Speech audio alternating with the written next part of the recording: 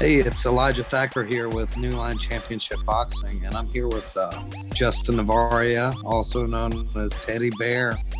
He's got a pro kickboxing match coming up against Justin Richwine. So we're going to touch base with him and see what he's all about. Teddy Baer, tell us a little bit about yourself.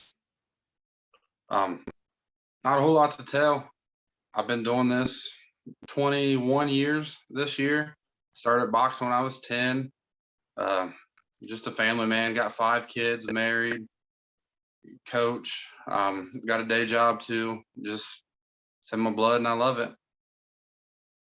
Now, you're also a coach, at VO2 Fitness, and that's how I first came across you. I was at that event in Parkersburg, and I saw you coaching some of your guys, and I'm telling you, I was impressed. You guys have such a great group. Appreciate that. Yeah, we do. We're lucky. We got probably 15, 20 active fighters right now. We went 26-6 as a team last year overall. So we stayed busy. Yeah, can't really complain. All them guys in there, they're all my kids. They all put in the blood, sweat, and tears, and it shows every time we come out and perform. So now, how been coaching there at VO2, and how long has that gym been around?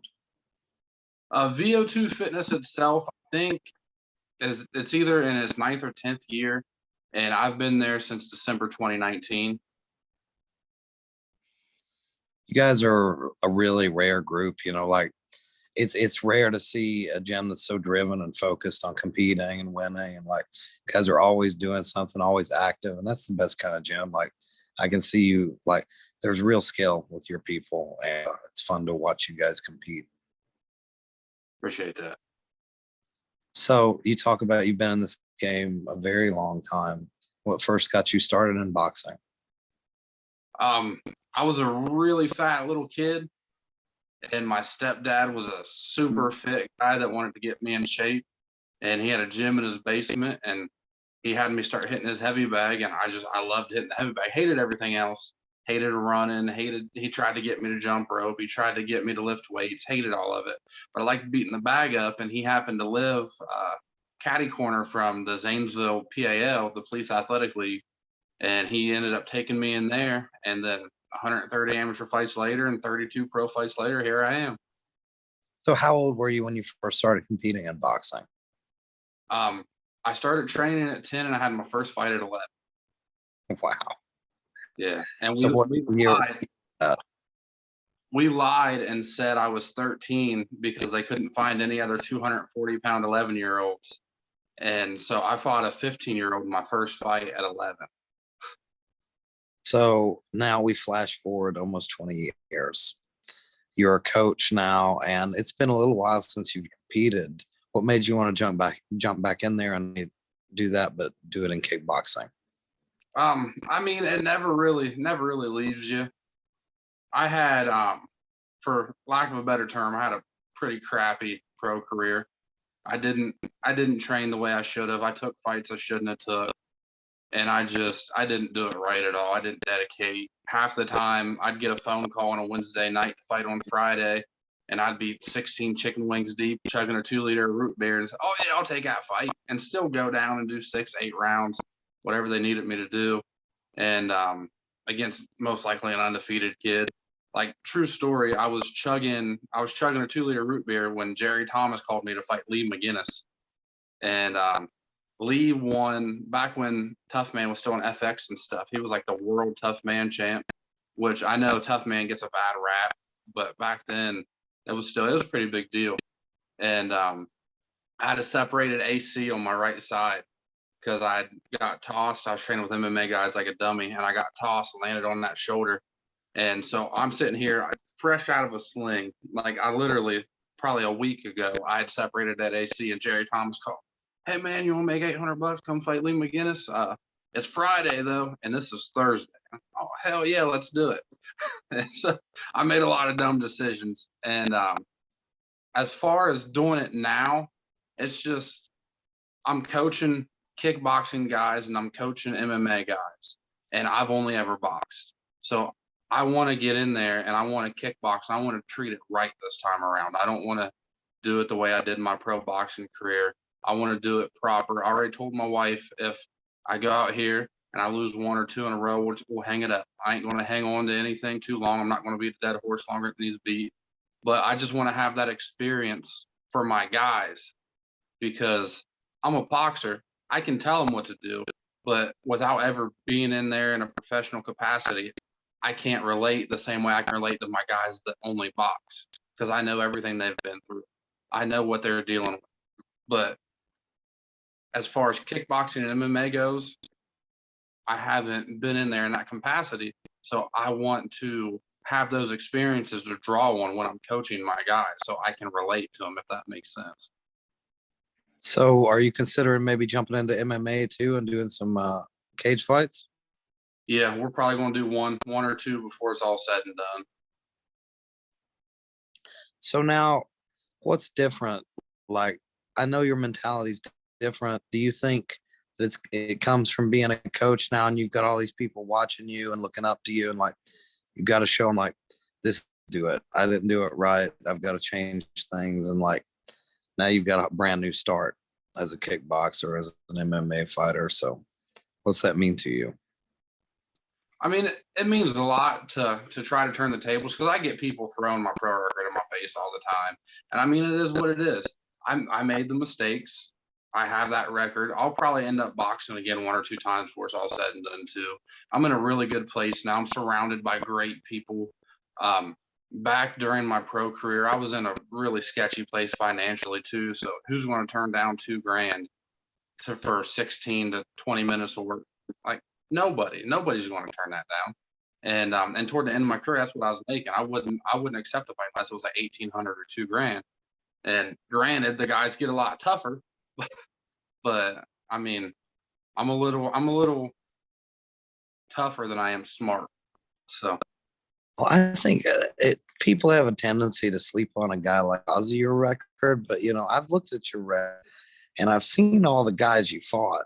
I've seen their records fighting killers. You were fighting a lot of young up and coming guys, and I mean, they're throwing you to the wolves. And I'm sure you develop a hell of a lot as a boxer in the ring, even though maybe you weren't as disciplined as you'd like to be. I'm sure now you're a totally different fighter, and I'm kind of to see what that is. yeah, I'm looking forward to fighting again. Like I've been out of the ring. Well, technically, I've been out of the ring since 2018, but I fought in street beefs over the summer. That video is on YouTube. Just went down there, had a lot of fun. I'm real good friends with Daniel Scholl, who was a ref up until recently for them, Bang Time, and he talked me into coming down, and it was a blast. But yeah, fighting never leaves you. If it's in your blood as deep as it is in mine, I'll probably be 45 and thinking I can get back in there, knowing damn well I probably shouldn't. But my boys are also getting older. Like I said, I got 5 kids, and my 2 sons are 6 and 7, and they've never witnessed me fight before. They've never got to see me fight. They were too young. My last fight was in 2018, and they were too young to really understand what was going on. So I'm excited for them to be able to see Dad do it, regardless of the outcome. I don't care about winning or losing. I just want to put on a good performance. That's if I do my best and he beats me at my best, he was the better man. That's fine by me.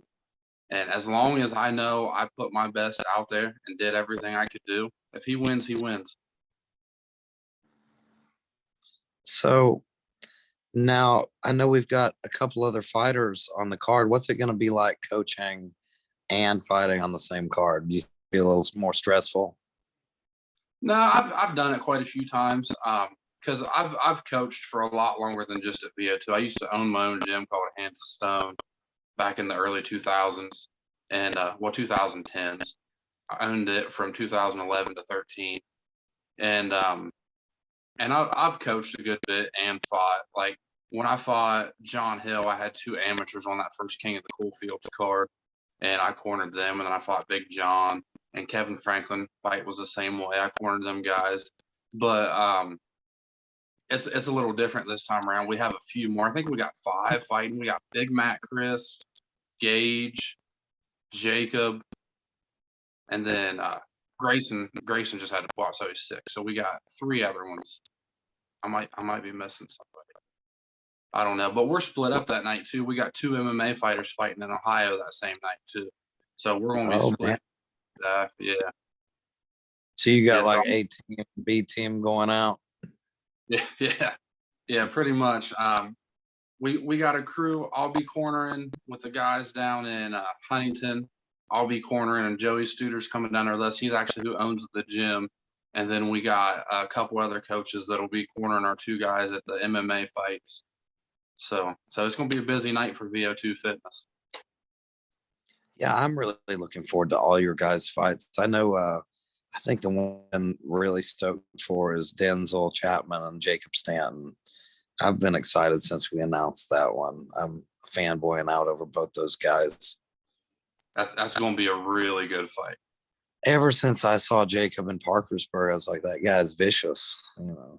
So I'm looking forward to seeing him again, and I'm glad you guys came and fought for us. You know, big things are happening for New Line. VO2 is a big part of it. Yeah, I mean, I'm excited to be a part of it. Keith is a great guy, and I've known him since Chase Hill's King of the Coalfield days. That's when I first met him, and yeah, I mean, we're excited to have the stage to show all the hard work we do in the gym, just like I'm sure everybody else fighting is happy to have the platform. And Keith does it right. He really puts on a good production, whether it's in a wee little high school in Hearts or in a DoubleTree hotel ballroom. So I'm excited. I got bad memories of this place. So I fought here once before. Well, maybe you can get some redemption. Let's hope. It was the Pullman back then, so now it's the DoubleTree. So yeah, whole new name, whole new start. Yeah. Well, I've really got one last thing, and this is kind of a personal thing for me. This is going to be my very first boxing match. I've done MMA before, but you know, this is my first heavyweight boxing match. Any advice for me, or any advice for any new guys stepping in there for the first time? Any first timer, and I tell this to all of my guys, I don't care how in shape you are, you're going to gas. That adrenaline dump is something you cannot train for. So it's not about if you get tired, it's when you get tired. Don't panic. Take comfort in it. Know it's coming, because they're going to be tired too. They're going to have that same adrenaline dump. They're in front of the same fans. So don't panic. I tell all my guys, breathe with it. You're going to get tired. It's nothing you did wrong. You prepared properly for the fight. There's just no training for that adrenaline dump. So take solace in it. Your second wind will come. Don't panic. When it shows up, just be ready to roll. Well, I think that's it for me. We've got Justin Novaria here, tour, professional boxer, soon to be professional kickboxer, fighting out of VO2 Fitness, coming up on January 29th at the DoubleTree in Huntington. I can't wait to see you fight, brother. I can't wait to fight. I'm looking forward to it, man.